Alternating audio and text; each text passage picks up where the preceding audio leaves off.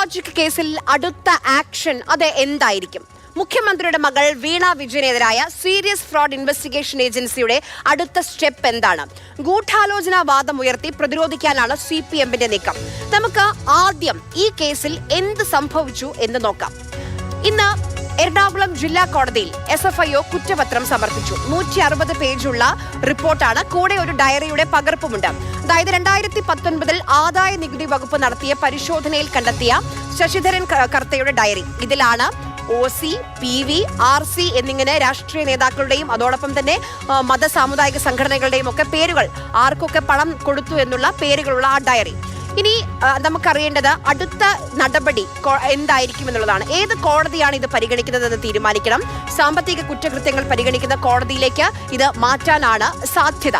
പ്രഥമ ദൃഷ്ട്യാ കുറ്റപത്രം നിലനിൽക്കുമെന്ന് കോടതിക്ക് ബോധ്യപ്പെടണം. അതിനുശേഷം മാത്രമായിരിക്കും ആരോപണ വിധേയർക്ക് മേൽ കുറ്റം ചുമത്തുകയുള്ളൂ. അതായത് കോടതി ഇത് ഫയലിൽ സ്വീകരിക്കണം. ഫയലിൽ സ്വീകരിച്ചു കഴിഞ്ഞാലാണ് പ്രതിസ്ഥാനത്തുള്ള വീണ വിജയൻ, ശശിധരൻ കർത്ത തുടങ്ങിയവർക്ക് കോടതി സമൻസ് അയക്കുക. അത് കഴിഞ്ഞാൽ നമുക്ക് സ്വാഭാവികമായും അറിയേണ്ടത് ഈ പ്രതികൾക്ക് മുന്നിലുള്ള ഓപ്ഷൻ, പ്രതിസ്ഥാനത്തുള്ള ആളുകൾക്ക് മുന്നിലുള്ള ഓപ്ഷൻ എന്താണ് എന്നുള്ളതാണ്. അതായത് പ്രതികൾ എന്ത് ചെയ്യും?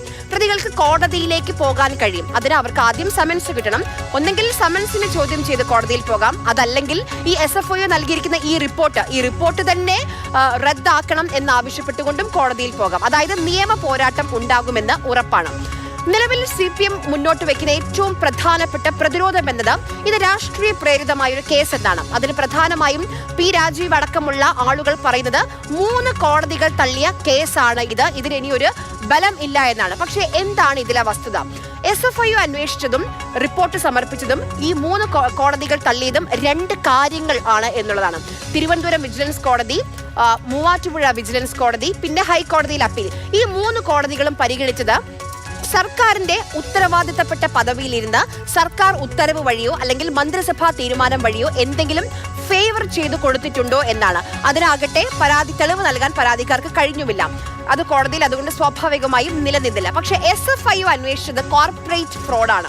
2 കമ്പനികൾ തമ്മിലുള്ള സാമ്പത്തിക വഞ്ചന, 2 കമ്പനികൾ തമ്മിലുള്ള ഇടപാടിൽ 2 കക്ഷികൾക്കും പ്രശ്നമില്ലെങ്കിൽ നിങ്ങൾക്ക് എന്താണ് പ്രശ്നമെന്നാണ് CPM ചോദിക്കുന്നത്. പക്ഷേ പ്രശ്നമുണ്ട് എന്നുള്ളതാണ് വസ്തുത. അതായത് 182 കോടിയുടെ തട്ടിപ്പാണ് SFIO കണ്ടെത്തിയിട്ടുള്ളത്.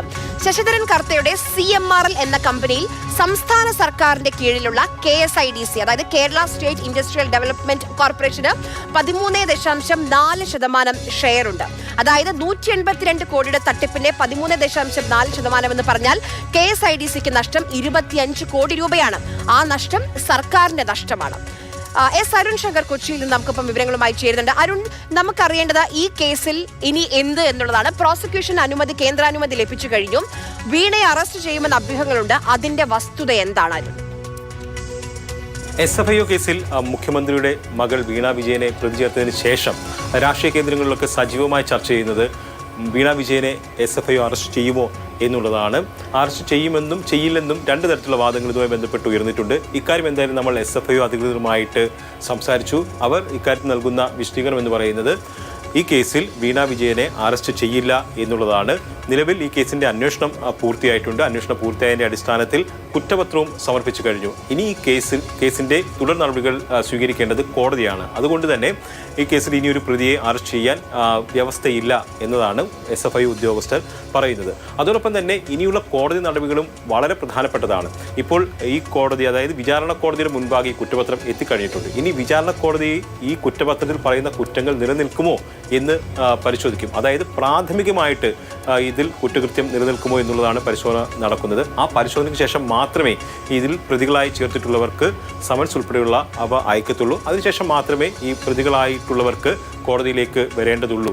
മറിച്ച് അതിനപ്പുറത്തേക്ക് മേൽക്കോടതിയിലേക്ക് ഈ കുറ്റപത്രം റദ്ദാക്കണമെന്ന് ആവശ്യപ്പെട്ടുകൊണ്ട് അവർക്ക് പോകാനും കഴിയും. എന്തായാലും ഇത് ഒരു നീണ്ട നിയമ പോരാട്ടത്തിലേക്കാണ് ഈ കേസ് പോകുന്നത് എന്നുള്ള കാര്യം വ്യക്തമാണ്. ഇത് വിചാരണ കോടതിയിലും നീണ്ടു നിൽക്കുന്ന നിയമ നടപടികൾ അരുൺ ശങ്കറാണ് വിവരങ്ങൾ നൽകിയത്.